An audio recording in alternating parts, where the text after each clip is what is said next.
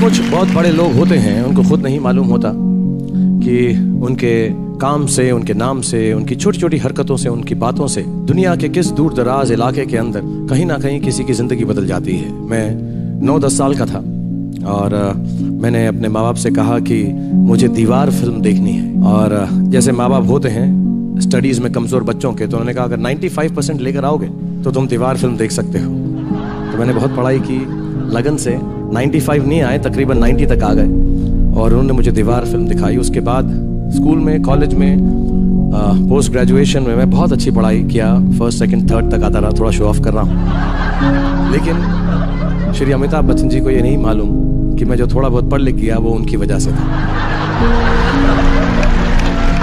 फिर बड़ा हुआ तो माँ का पल्लू पकड़ के उनको एक बार बोला कि मम्मी मम्मी मुझे हीरो बनना है।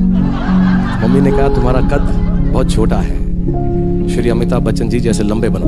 तो बहुत लटका, बहुत झटका, जल नेत्री भी की, लेकिन इतना लंबा नहीं हो सका। तो उनके पास गया और उनको कहा मैंने कि मम्मी मैं तो लंबा नहीं हो सका। तो माँ ने कहा नहीं, मैं उनके फिजिकल लंबे कद की बात नहीं कर रही हूँ, मैं उनके काम के कद की बात कर रही हूँ। जब भी कोई काम करो, जब भी कोई कार्य करो, तो उसे ऐसे करो कि काम को गर्व हो कि तुमने उसे किया है। और वो बात मैंने अपने पल्लू में बांध ली।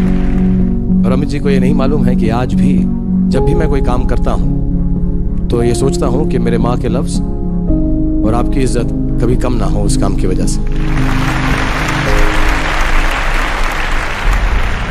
बड़े बड़ों की जरूरत नहीं है कि इनके साथ काम कर सके, इनसे मिल सके, लेकिन मेरी खुशकिस्मती है कि मैं इनके साथ काम कर सका। मोहब्बतें में मालूम पड़ा कि जिस स्कूल में हम लेक्चरर हैं उस स्कूल के प्रिंसिपल साहब हैं।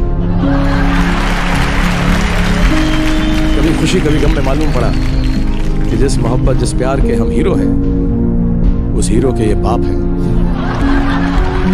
और ऐसी हमाकत नहीं करूंगा किसी भी हीरो, किसी भी स्टार, किसी भी आर्टिस्ट को इनसे कंपेयर करने की।